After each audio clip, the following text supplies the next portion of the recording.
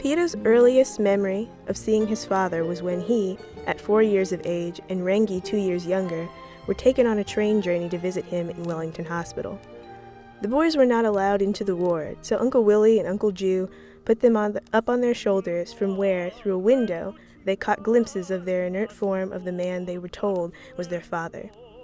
The man who had been gassed and shot, who had pieces of bullet in his spine and all through him, and was a shape on a rack, a mound under white covers. Once their father was brought home from the hospital, the room could still be used for visitors, for waiting and sleeping, for mass, but on ordinary days it became a place with a presence now, of a brave man, a soldier, a father, who seemed to not be any of those things at all. Gradually their father began to move, first his hands, then his arms, and after a time began to feed himself and hold his own cup.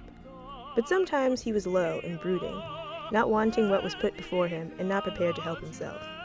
He'd send the covered boxes with the cup and plate on it crashing to the floor. Their father began to say words, too, speak sentences, but not to Peter and Rengi.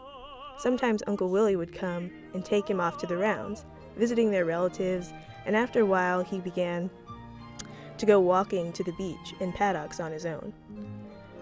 At other times he would go back into a low silence and speak only in noises, returning to the big chair for days at a time, hardly moving from there and seeming not to recognize anyone.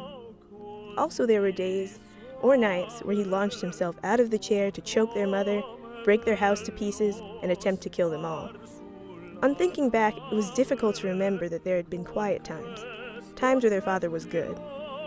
He couldn't remember those good times, though could recall his mother saying to those who asked, "Good just now, thanks to our Lord Jesus." There came a time during the years when Tu was a baby that their father's breakouts, which is what Ma called them, were less frequent. Sometimes their father seemed to know them. He spoke to Peter and Rengi and their little sister sometimes, though none of them could ever respond to him because they didn't know how. They all shielded little Tu from their father's breakouts. At the first sign of trouble, their young brother was taken to Auntie Dina's, away from breaking and shouting. Peter was 20 and Tu was 7 when their father freed them all. "Father's at peace," his auntie said, "gone to our Lord." His mother's face was pale as she reached out her arms to him. "He's free," she said. Peace and freedom. Not their father's, but their own. Peter felt tears running. There was an air of gratitude in the room. He was a boy of about 12 with a high, sweet voice. I lay there under the trees, listening, and for some reason recalled a time back in the hills of home, looking up at a bare sky.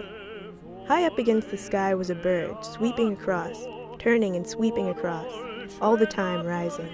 And for the first time, I felt a kind of homesickness creep through me. It was like a sound breathed through hollowed bone. I knew it wasn't that I wanted to be home, only that I wished that home people could come and be here with us, listening to the boy. Their hearts would have expanded in their chests as mine did. Their throats would have locked as mine did, causing tears to run from their eyes.